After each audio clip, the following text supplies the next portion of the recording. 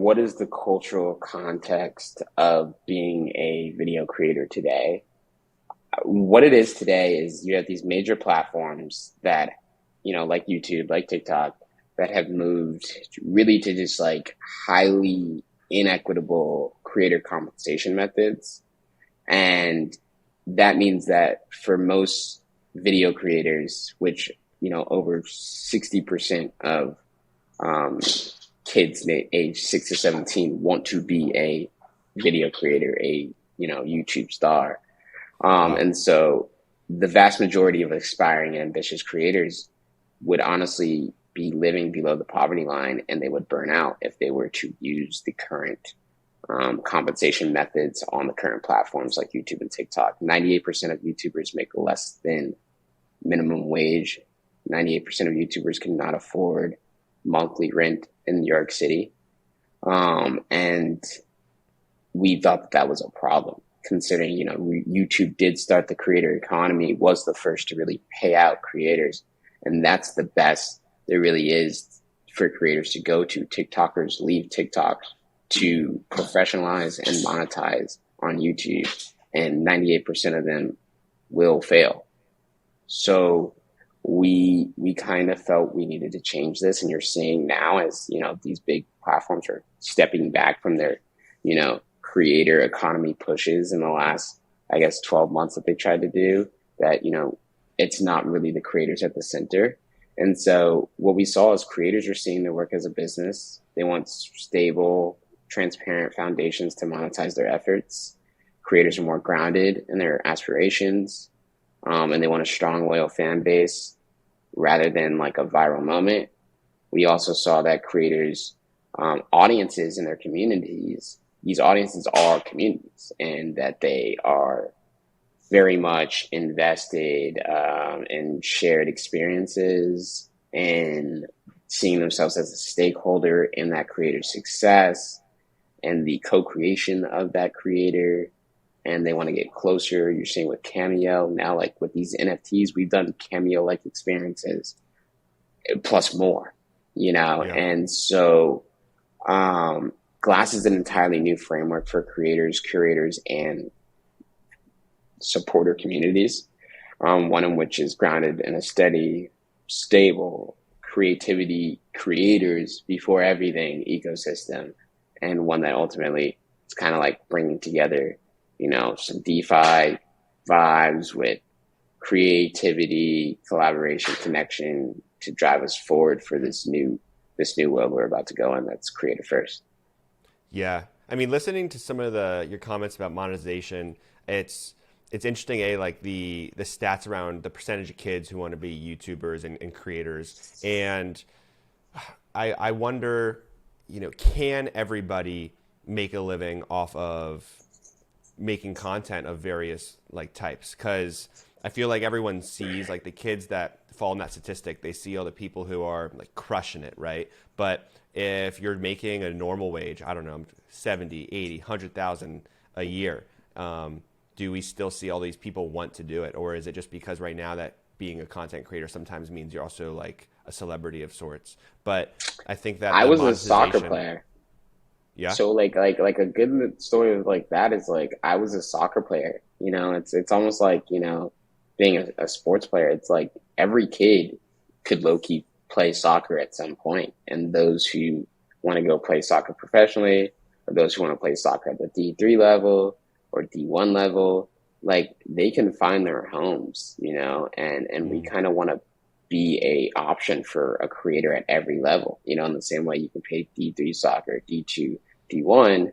It's like you can be a D3 creator, D2 creator, D1, you can establish a community. And the thing that takes burnout away from you is really just actually having a community, actually having a few loyal supporters that actually are going to be there to like actually help you figure out what the next thing is to do in terms, yeah, like, say, you're doing music video NFTs, and you're like, you know what, I want to go and do podcast NFTs.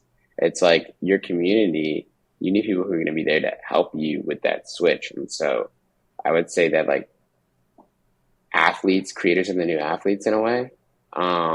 And most athletes are multidimensional athletes. Most creators are multidimensional athletes. The good thing about video is it is a multidimensional medium. Yeah. I saw a really good quote recently about audiences and community, and I'll share it with you. It's like if you go to see someone speak, you're in an audience because the speaker is facing you and we're all like listening. But if you go to like a community center, there's chairs all the way around like the basketball court or something like that, and everyone's facing each other. And so this person was just kind of highlighting the difference between do you have an audience or do you have a community? And I'm kind of wondering the problems that traditional content creators have. I feel like they really just have audiences and they struggle making some of those connections that you're talking about are really helpful in this video NFT world that you're working in. But how do content creators of today establish connections? Because I feel like they have to jump through a lot of hoops with their following. It's like, hey, you follow me on this platform, but I'm going to launch something. So you need to sign up for my email list, or you need to fill out this form. Like there's a lot of friction points, it seems like, connecting to these people who are watching your videos or engaging in whatever content you make.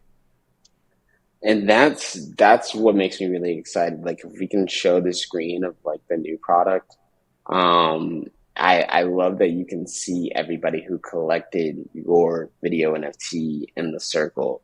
And I really feel like the idea of being able to see transparently who is supporting you is going to just motivate more people to want to be true supporters, and is going to just like level the playing field on like who really is supporting creators. So I think, today creators are making emails, list hosts, they're making merch sites, they're making Instagrams, all the YouTubes, TikToks, all types of things to start their video career off, whether you're a podcaster or whatever. In the future, I think you're going to just start on Glass, build your community up. You're going to have podcast collector scouts, and they're going to be like, all right, like I'm looking for, who's really serious about this. In the same way, you got soccer, like Chelsea Soccer Club that has scouts looking at kids at the age of 6 who are playing soccer. So it's like you're going to start to see, people who are like, what, I think Josh really has it for this podcast stuff. He knows how to get it out there. He's committed. He wants to do this. And you're going to get people who just start collecting your NFTs from the beginning of your career going all the way on. And, some episodes might be crazy, flips. Yeah. Other episodes might just be casual, drops. But regardless, you're slowly growing a community from the ground up the whole way through and giving back to them over time, rather than like Mr. Beast going up, slowly the whole way through and then like really dumping back at the end. It's like, this you could probably give incrementally each year for the new supporters that came to you, and your collectors are even earning off of your creation. You're listening to the Unstoppable Podcast, the go-to place for everyone to learn about the latest innovations in Web3, NFTs, and the decentralized web. Welcome to the metaverse.